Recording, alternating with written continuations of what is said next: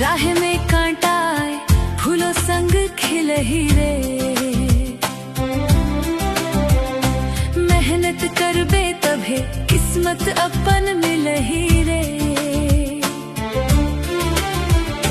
हिम्मत के दिया जला सपना साकार हो ही रे।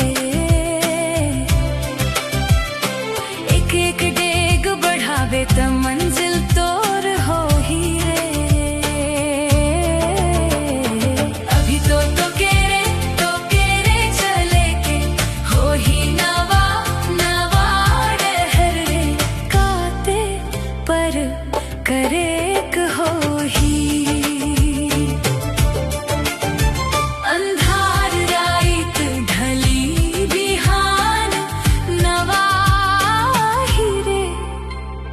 ढाढ़स बाइध रखे हो ही।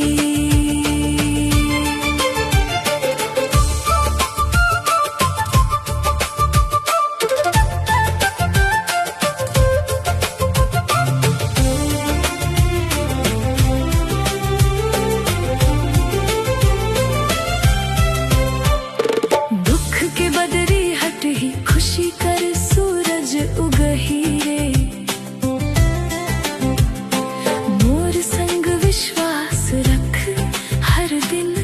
रंग भर ही रे।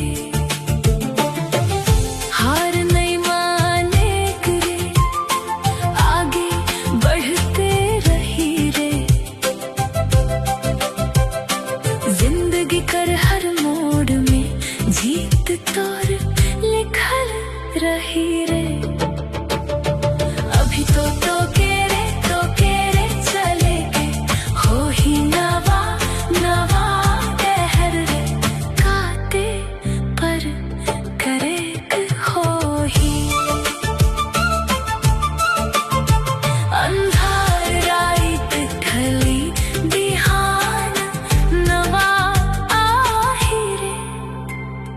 ढाढ़स बाइध रखे